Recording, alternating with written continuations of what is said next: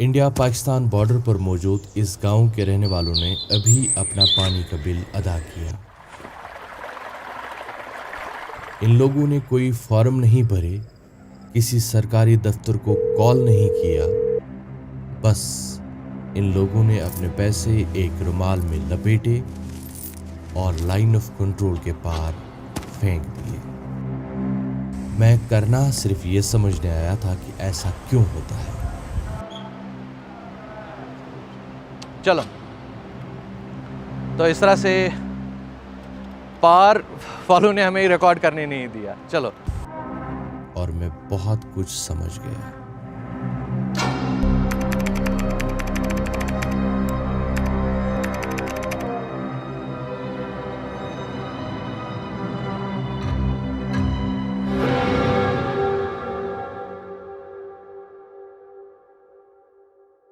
हमने सुबह होते ही श्रीनगर से कुपवाड़ा के लिए अपना सफर शुरू किया। टंगडार तक 80 किलोमीटर, और हर किलोमीटर ऐसा लगता था जैसे सड़क खबरदार कर रही हो, वापस जाओ, तुम यहाँ के नहीं हो। वादी करना में दाखिल होने के लिए इस पास से गुजरना पड़ता है। इसके दो नाम हैं, एक साधना गली जो बॉलीवुड अदाकारा के नाम पर रखा गया, जो 1971 में यहाँ तैनात फौजियों का हौसला बढ़ाने आई थी। लेकिन बुजुर्ग पुराना नाम याद रखते हैं, नस्ता छिन, कश्मीरी में नाक काटने वाला, क्योंकि इस बुलंदी पर हवा चलती नहीं, काटती है। मैं करना एक सरहदी गांव की तवक्का लेकर आया था। मुझे बिल्कुल भी अंदाजा नहीं था कि मैं हिमालय की सबसे कदीम और सबसे भूली हुई तहजीब में दाखिल होने वाला हूँ। 1947 से पहले करना सरहदी इलाका नहीं था, ये एक चौराहा था। ये मुजफ्फराबाद की सबसे बड़ी तहसील थी। 1500 स्क्वायर किलोमीटर्स की राहदारी जो वादी कश्मीर, गुरेज की बुलंदियों और कागान के तजारती रास्तों को मिलाता था। 3 लाख लोग, कदीम तीरथ के रास्ते, उल्मा, बादशाह और एक तहजीब। और फिर 1947 में कलम से एक लकीर खींची गई जिसने एक बहुत बड़ी तहजीब को 2 हिस्सों में बांट दिया। इस वाले हिस्से को लोगों ने लोंडी पट्टी यानी तंग पट्टी कहना शुरू किया, और पाकिस्तान के हिस्से में करना का तारीखी दिल आया, जिसका नाम बदलकर उन्होंने लीपा और नीलम वैली कर दिया। नक्शे पर दरिया का नाम बदला जा सकता है, लेकिन इन लोगों की यादाश्त में नहीं जो इसके किनारे पले बड़े हों। मैं इस वक्त मशहूर टीटवाल क्रॉसिंग ब्रिज पे हूँ। उस तरफ के इलाके में लफ्ज़ करना को बदलकर लीपा और नीलम वैली कर दिया गया। फिर 2018 में वहाँ के लोगों के एहतजाज के बाद वहाँ की अदालत ने फैसला सुना दिया कि करना का नाम लीपा वैली को वापस दिया जाए। ये महज एक कानूनी फैसला नहीं था, बल्कि एक तहजीब का रियासत को जवाब था कि वो लकीरें तो खींच सकते हैं पर हकीकत को नहीं मिटा सकते। 2005 में मुफ्ती मोहम्मद सईद और अटल बिहारी वाजपेयी की क़यादत में टीटवाल में एक गुज़रगाह खोली गई। करीब 6 दहाइयों में पहली बार तकसीम शुदा ख़ानदान यहाँ से मिल सकते थे। वो भाई जो एक दूसरे को देखे बगैर बूढ़े हो चुके थे, वो बहनें जो नानियाँ बन चुकी थीं, टीटवाल के रास्ते एक दूसरे से मुलाकात कर सकती थीं। अब ये गुज़रगाह भी बंद हो चुकी है। ये वो ब्रिज है जहाँ से हिंदुस्तान और पाकिस्तान के कश्मीरियों को मिलाया जाता है। तो हमारी बदकिस्मती से कोई हालात ऐसे होने की वजह से ये 2016 से ये क्रॉसिंग पॉइंट बंद है। तो फिर भी यहाँ से अगर कोई ये दरियाई किशन गंगा की डेड बॉडी इंडिया की आ जाए तो यहाँ से फ्लैग मीटिंग करके वो वापस देते हैं। तो उस वक़्त ये आपस में ये तबादला ख्याल आपस में इंडियन आर्मी, हमारे ये एडमिनिस्ट्रेशन, एसटीएम, तहसीलदार मिलकर उसको करते हैं, क्या रिसीव करते हैं, या उनका कोई हो तो यहाँ से देते हैं, उनके एसटीएम तहसीलदार रिसीव करते हैं, आते हैं पुल पर। तो ये पुल जो है ये इसकी डेट है 1988। ये फॉरेस्ट डिपार्टमेंट का बना हुआ है। किसका? फॉरेस्ट डिपार्टमेंट का बना हुआ था। तो 1947 में ये जो टीटवाल था ये मैदान जंग बन गया तो बदकिस्मती से ये पुल उस वक़्त कट गया था और कट के जाने के बाद जिसका वो अपार्टमेंट था पार वाला, वो पाकिस्तान वालों ने डैमेज कर दिया था। अपने इंडिया वाला ये सामने इसी तरह है। सरहद का सबसे जालिमाना काम ये नहीं कि आपको उस पार जाने की इजाज़त ना दे, बल्कि जालिमाना काम ये है कि एक बार कराने दे और फिर बंद हो जाए। 2006 से लेकर 2000 तक ये अपने 16 तक यहाँ से क्रॉसिंग पॉइंट जारी रहा और ये LOC परमिट पर लोग अपने रिश्तेदारों को मिलते जाते थे और मिलकर आते भी थे। तो इस पुल से एक और नस्ल को पता चल गया कि हमारा रिश्ता जो 70 साल से गायब था वो बन गया, क्या फिर कायम हो गया। अपने रिश्तेदार का पता चल गया, अपनी फैमिली का पता चल गया कहाँ को कहाँ आबाद है। अब तो दरिया के दोनों किनारों पर होने वाले मेलों का सिलसिला भी बंद हो चुका है, जिसने तकसीम शुदा ख़ानदानों को एक दूसरे से और भी दूर कर दिया है। अभी हम इंडिया के आखिरी गांव सीमारी की तरफ जा रहे हैं। किशनगंगा के शोर के बावजूद भी हम पार वाली अजान की आवाज़ अच्छे से सुन पा रहे हैं। वो सीमारी का वो गांव है जो LOC की लकीर खिंच जाने के बाद उस पार चला गया, और ये है सीमारी का वो वाला गांव जो इस लकीर के इस पार हमारे साथ रहा। दोनों तरफ एक ही जैसे लोग रह रहे हैं जिनकी आपस में रिश्तेदारियां हैं, लेकिन खूनी लकीर ने इन्हें दो मुल्कों में बांट दिया। मेरे साथ सीमारी का मुस्तकबिल खड़ा है, जो सीमारी का आने वाला कल है। आप किस क्लास में हैं? 8th। आप यहीं सीमारी में पढ़ते होंगे। क्या बनना है बड़े होकर? फौज। फौज में जाना चाहते हैं आप? अगले साल आप जाएंगे टीटवाल पढ़ने के लिए, आपको भी पैदल जाना पड़ेगा। यस। दिक्कत तो नहीं होती यहाँ पैदल चलने की? होती है सर दिक्कत। अच्छा, आप खेलते कहाँ पर हैं अगर आप खेलना चाहें? बस सर कहीं नहीं, यहाँ ही खेलते हैं। यहाँ कोई जगह नहीं है खेलने की? हाँ, तो इस गांव में एक खेलने की जगह इन बच्चों के लिए होनी चाहिए, प्लेग्राउंड होना चाहिए जहाँ पे ये खेल सकें और एक दूसरे के साथ वक्त बिता सकें। यहाँ की तंग गलियों में सिर्फ आने जाने का रास्ता है। हमारा बाप दादा इधर ही गुजरे है, बिल्कुल ठीक ठाक रह रहे हैं। हाँ। तो ये हमारी लास्ट बॉर्डर है, इसमें बहुत अच्छे हम टाइम पास आप लोग कर रहे हैं। हाँ। तो यहाँ से आपको चीज़ें लेने के लिए कहाँ जाना पड़ता है? चावल हमारे टीटवाल में ले जाना पड़ता है। हाँ। तो और खाने पीने की चीज़ हमारे उधर भी छोटी मोटी दुकान है जी। तो ख़ास टंगडारी में, हमारा बाजार टंगडार में, तो बहुत वधिया टाइम पास हो रहा है हमारा, अच्छे से हो रहा है। मैं आपको एक मखसूस गांव में ले जाना चाहता हूं, जहां जोग्राफिया सियासत से ज़्यादा ताकतवर नज़र आता है। ये दनी सतपुरा है और हम इस वक्त फॉरवर्ड सतपुरा में हैं, जहाँ फसलें हिंदुस्तानी ज़मीन पर उगती हैं, लेकिन उन फसलों के लिए पानी सरहद के उस पार से आता है। हर जगह की तरह यहाँ पर भी आपाशी नहरों की मुरम्मत करनी लाजमी होती है, पर सरहद होने की वजह से धनी सतपुरा के लोग उस पार जाकर अपनी आपाशी नहरों की मरम्मत नहीं कर सकते, और रिवायात के मुताबिक इस मसले का हल इन लोगों ने एक अनोखे तरीके से निकाला था। ये लोग हर घर जाकर पैसा जमा करते, उसे एक रुमाल में लपेटते और लाइन ऑफ कंट्रोल के उस पार फेंकते, पाकिस्तानी लोगों की तरफ, जो नहरें ठीक करते और पानी आना शुरू हो जाता।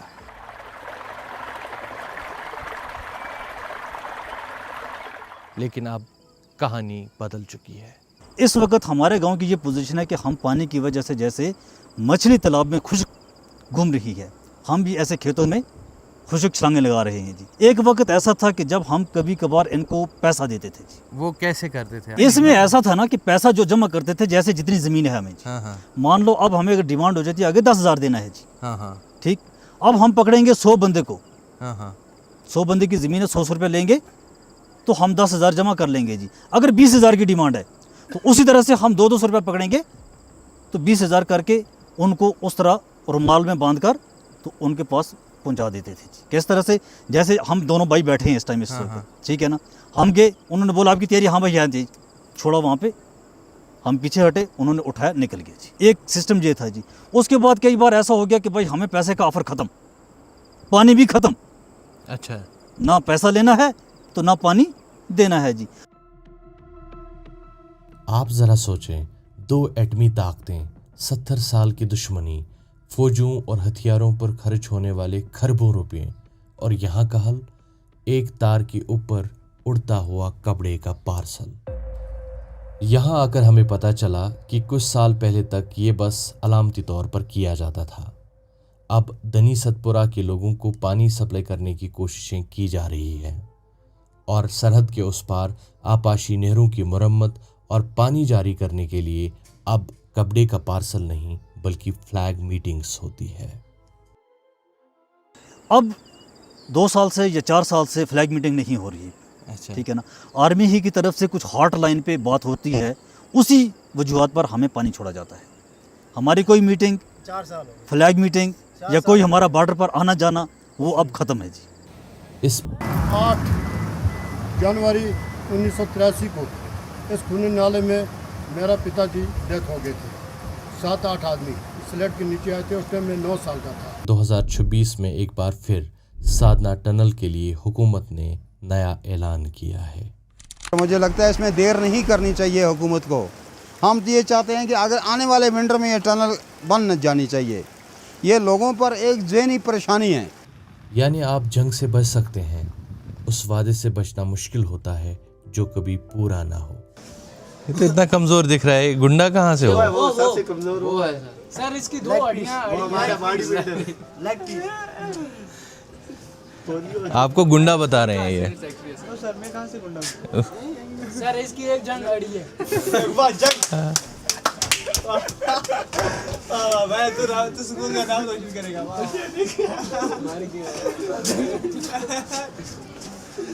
देखो, मैं आपकी जुबान नहीं समझता हूँ, कुछ उल्टा फुल्टा नहीं कहना, ठीक है?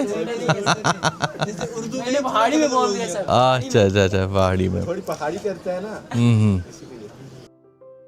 तन्हाई जुबानों के साथ कुछ अजीब करती है, इन्हें महफूज रखती है और आहिस्ता आहिस्ता इन्हें मार देती है।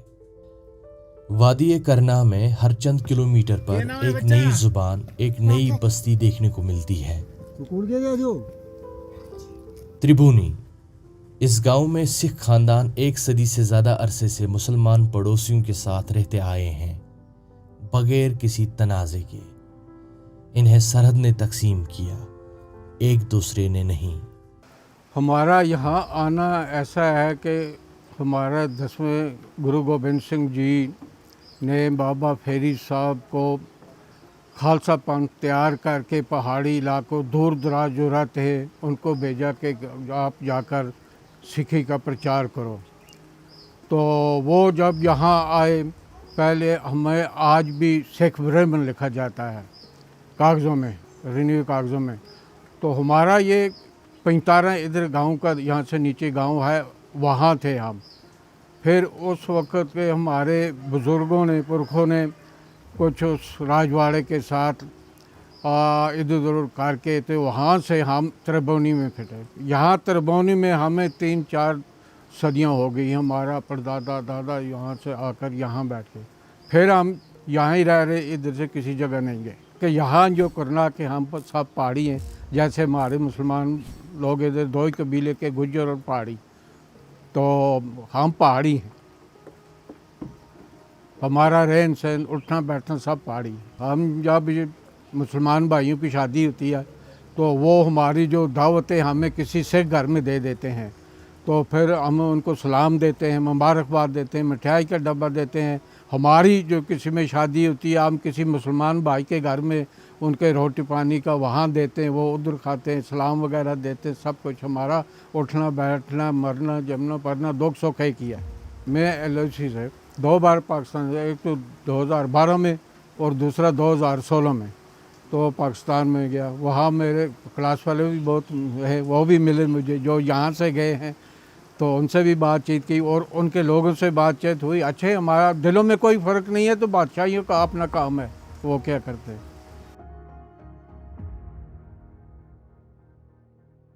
वहाँ उस गांव में बिल्कुल सरहद के उस पार चिलियाना गांव है और उस चिलियाना के गांव के पीछे की पहाड़ी के पास एक ऐसा गांव है जहां एक ज़ुबान ज़िंदा है।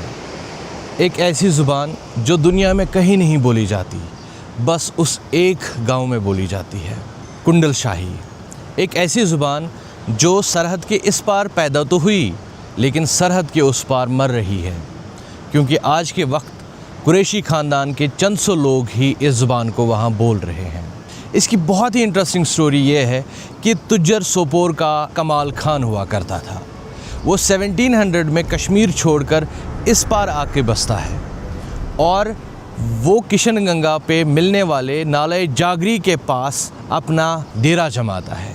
उसके दो बेटे थे, सिकंदर खान और हैदर खान। हैदर खान ने दूसरे कबाइल में शादियां की, लेकिन सिकंदर खान ने अपने कबीले में ही शादियां की और इसके नतीजे में एक ज़ुबान पैदा हुई जिसे कुंडल शाही कहा जाता है। तो मैं जोन की तो दुई बच्ची तजनी की ट्राबोलिंग्स एक बच्ची तो दुई बच्ची तो डोगरा दौर में जब गाय का गोश्त रखने पर मुसलमानों पर पाबंदियाँ आई थी, कुंडल शाही के इस गांव में जब डोगरा फौज जाती थी तो कुंडल शाही के लोग अपनी साइफर लैंग्वेज में बात करते जो डोगरा फौज को समझ नहीं आती, और ये ज़ुबान उनका हथियार बनती, उनकी ढाल बनती। और इस साइफर लैंग्वेज ने कुरैशी ख़ानदान के लोगों को लंबे अरसे तक बचाया। लेकिन 60 की दहाई में मुजफ्फराबाद से इस इलाके के लिए एक रोड निकाली जाती है और इस सड़क के बन जाने के बाद धीरे धीरे कुंडल शाही में दूसरी ज़ुबानें बोलने वाले लोग भी बसने लगे। तकरीबन हर घर में कोई ना कोई 1, 2, 4 आदमी बोलने वाले थे, पूरा माहौल था। लेकिन वक्त के साथ साथ मरूर ज़माना के साथ साथ वो बोली बोलने वाले उठ गए। वो लोग अभी बहुत कम लोग रह गए। अभी ज़्यादा हिंदी को बोलते हैं, उर्दू बोलते हैं घरों में, चूँकि एक बहुत बड़ा असासा था इस इलाके का, कुंडल शाही का, और ये हमसे ज़ाया हो गया। इस ज़ुबान का जो बेसिक ऑरिजिन था वो शिना था, क्योंकि रिश्तेदारी के नाम, माल मवेशियों के नाम शिना के हैं। आज ये ज़ुबान सरहद के उस पार मर रही है और यूनेस्को ने भी इस ज़ुबान को क्रिटिकली एंडेंजर्ड फहरिस्त में रखा है। उस तरफ 1947 में हमारी ज़मीन चली गई, ज़ुबान भी चली गई। सरहद आखिर में जो चीज़ लेती है वो अल्फाज हैं। ये टीटवाल है जिसे कदीम तीरथ बल कहते थे, पूरी वादी कश्मीर का वाहिद मकाम जहां बर्फ नहीं पड़ती। 1947 से पहले टीटवाल इस पूरे खित्ते का तिजारती दिल था। आज ये वेपनरी डेड एंड है।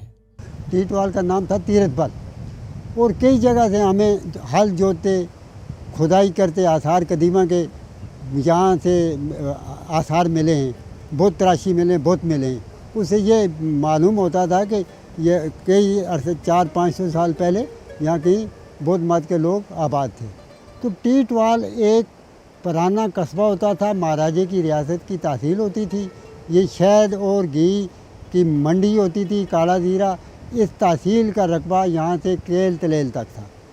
और ये अपना एक पीओके में एक गांव है पंचकोट, ये बैक में चिलियाना गांव, ये तहसील का हिस्सा था, तहसील टीटवाल का हिस्सा था। तो हमारे जब यहाँ पर बदकिस्मती बंटवारा हिंदुस्तान पाकिस्तान, तो ये टीटवाल मैदान जंग बन गया। ये टाउन था, कस्बा था। ये मैदान जंग बनने से तोपों और के गोलों से, हवाई जहाज़ों के गोलों से ये मस्मार और तबाह हो गया। ये शारदा पीठ है। कुशान सल्तनत के दौर में 2000 साल से ज़्यादा पहले कायम यूनिवर्सिटी और मंदिर बुद्ध खानकाहों के तौर पर शुरू हुई पूरे एशिया के अजीम तरीन इल्मी मराकिज़ में से एक बन गई। शारदा पीठ कुशान सल्तनत के दौर में 2000 साल से ज़्यादा पहले यूनिवर्सिटी और मंदिर बुद्ध खानका के तौर पर शुरू हुई और देखते ही देखते शारदा यूनिवर्सिटी पूरे एशिया के अजीम तरीन इल्मी मराकिज़ में से एक बन गई। इधर बन गया, ये हमारे लिए बहुत बड़ी बात है। पाकिस्तान हमारा जाना नामुमकिन है। बेताब तो हम बहुत है जाने के लिए उधर, मगर जा नहीं सकते बहुत बाइंडिंग्स है, बहुत इधर तक पहुंचने के लिए बहुत बाइंडिंग्स है। शारदा यूनिवर्सिटी में ही शारदा रस्मुल ख़त ईजाद हुआ, जो बाद में गुरुमुखी और पहाड़ी ज़ुबान के लिखने के लिए बुनियाद बना। ये सरहदी गांव नहीं है, ये एक तहजीब है जिसके अंदर से सरहद गुजरी। उन्होंने दरिया का नाम बदला, ज़िले का नाम बदला, तीरथ का रास्ता बदला, लेकिन खंडरात वहाँ है, हर सुबह याद किए जाने का मुतालबा करते हुए। लेकिन लाइन ऑफ कंट्रोल से पहले, तकसीम से पहले और एक दरिया पर 2 परचमों से पहले करना का अपना बादशाह था। राजतरंगिनी करना को एक पनाहगाह के तौर दर्ज करता है, जहां पर हारने वाले सुल्तान अपनी सल्तनत के गिर जाने के बाद पनाह लेने आते थे। बंबा कबीले का सुल्तान शेर अहमद खान आज़ाद करना का आखिरी बादशाह था, जिसने बाहर से आने वाली फौजियों के खिलाफ लड़ने का फैसला किया। 1819 में जब महाराजा रंजीत सिंह की फौजें इन पहाड़ों में आईं, सुल्तान ने खक्का बंबा इत्तेहाद बनाया। कबाइली मज़ामत जिसने अफसानवी जनरल हरि सिंह नावला को भी ललकारा। 1846 में महाराजा रणबीर सिंह के दौर में शेर अहमद खान ने दोबारा उठ खड़े होकर नावला से करना की वादी वापस ली, डोगरा अफवाज को भगाया। एक मुख्तसर लम्हे में वादी करना आज़ाद थी और फिर सल्तनत वापस आई, ज़्यादा फौजियों के साथ, ज़्यादा सब्र के साथ। करना के सुल्तान को महाराजा के दरबार में तलब किया गया और वहाँ उसे सज़ा सुनाई गई, मौत नहीं, जलावतनी। इसे आज के ज़िला कुलगाम के यारीपुरा इलाके में बेच दिया गया। करना में कदम रखने से हमेशा के लिए मना कर दिया गया। जब सुल्तान को अपनी मौत का एहसास हुआ, उसने एक आखिरी दरख्वास्त की, मुझे गबरा में दफनाइए, कम अज़ कम मेरा जिस्म मेरे घर जाए। महाराजा ने इनकार किया और रिवायात के मुताबिक शेर अहमद खान यारीपुरा में दफन है, एक बादशाह दायमी जलावतनी, मौत के बाद भी। पेशाना जाता है कि वो किसके पास है, एक तनाज़ा, एक लकीर और एक फौजी जोन। मैं गलत था। सरहदें ज़मीन तकसीम कर सकती हैं, तिजारत तकसीम कर सकती हैं, तीरथ के रास्ते और हज़ारों साला यूनिवर्सिटी तकसीम कर सकती हैं, बादशाह को जला वतन कर सकती हैं, ज़ुबान खामोश कर सकती हैं, एक आदमी को 40 साल अपने भाई का हाथ थामने से रोक सकती हैं, लेकिन सरहदें दरिया को बहने से नहीं रोक सकती। और ये दरिया किशनगंगा, नीलम, आज हुकूमत जो भी नाम दे, आज भी वो यादाश्त